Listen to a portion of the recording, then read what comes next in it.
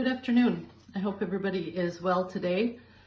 My devotion today that I read for July 22nd out of my devotion book, Native Wisdom for White Minds, I thought was really interesting in light of the coronavirus pandemic and everything that's going on right now, and the anxiety we have and the feeling of not being secure. So I'd like to read that for you. It's entitled Health, and the opening paragraph is from a story about the Australian Aboriginal people from Marlo Morgan, and she writes, "Out here, our only security was the never-failing cycle of morning, dawn, and setting sun. It amazed me that the world's most insecure race, according to my standards, suffered no ulcers, hypertension, or cardiovascular disease." And then the devotional. What a simple observation. Everything that is supposed to provide security in our culture is lacking. Yet here are a people who suffer none of the illnesses that our security is supposed to prevent. The whole concept of security is so Western. Security is an attempt to try to make the universe static so that we feel safe.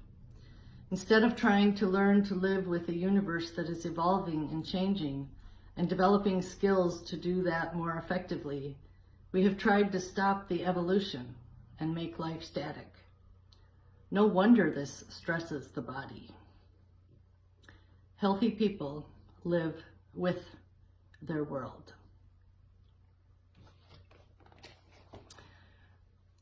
That gives me a lot to think about. Our society doesn't always handle illness particularly well. And it's interesting that there's a culture that doesn't experience a lot of the diseases that come from stress like we do. If your life is not that stressful, then you may not experience those diseases. But we do have a lot of stress in our Western society, and security is a very important thing for a lot of us. But there's no guarantee about that security.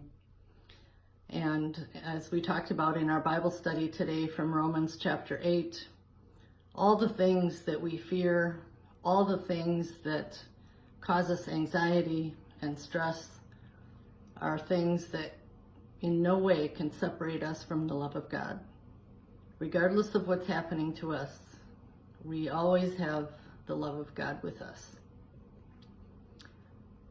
Keep that in your heart as you face the days ahead, and I wish you well. God's blessings.